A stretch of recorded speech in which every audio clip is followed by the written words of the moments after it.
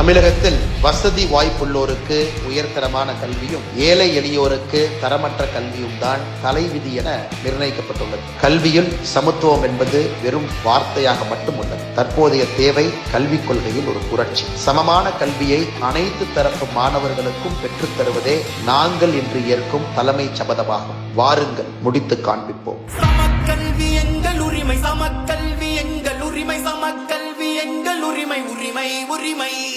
இது அவங்க நடத்துற பள்ளிக்கூடத்துல எல்லாம் அவங்க இஷ்டத்துக்கு என்னென்னமோ வச்சுக்கிறாங்க. ஆனா பாமர மக்கள் படிக்கிற பள்ளிக்கூடத்துல எல்லாம் இந்த மாதிரி நாங்க அதை தான் கொண்டு வரோம். அவங்க இஷ்டத்துக்கு பண்ணி இந்த மாணவர்களை முட்டாளாக்கி உட்கார வச்சிருவாங்க. இதுதான் உண்மை. மொழி அரசியல் நடக்குது, வழி கொடுத்திட்ட துடிக்குது, வழி அனைத்தையும் தடுக்குது, மொழி கிட மறுக்குது.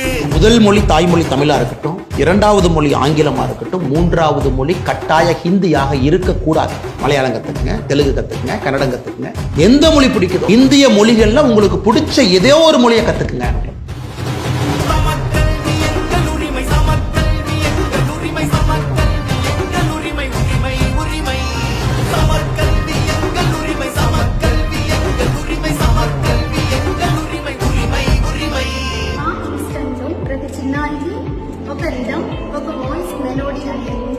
हमारे विद्यालय में कंप्यूटर व प्रोजेक्टर पद्धति द्वारा खेल खेल में भी शिक्षा प्रदान की जाती है.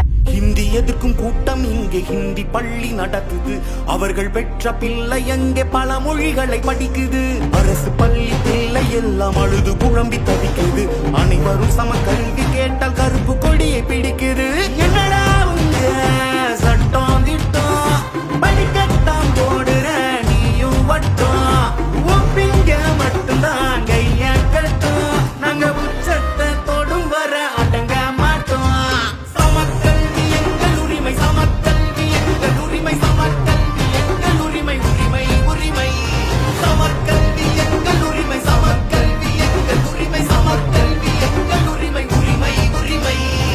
இப்ப இருக்கிற இளைய தலைமுறை என்ன அப்பான்னு அழைக்கிறத கேட்கிறப்பவே ரொம்ப ஆனந்தமா இருக்கு. என்ன அப்பான்னு அழைக்கிறத கேட்கிறப்பவே ரொம்ப ஆனந்தமா இருக்கு.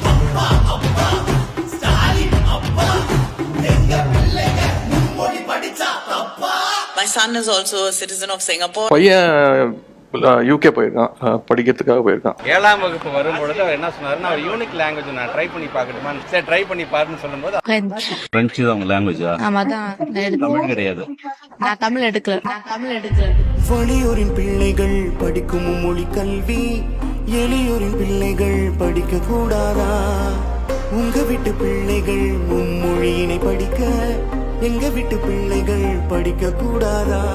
பொருளாதார ஏற்ற இறக்கம், புதிய கல்வி கொள்கை நொறுக்கும் வாழ்வில் பல பாதை திறக்கும் வரலாறு உன் பெயரை பதிக்கும் புதிய கல்வி. இது புரட்சி கல்வி, மொழி கல்வி, முன்னேற்ற கல்வி.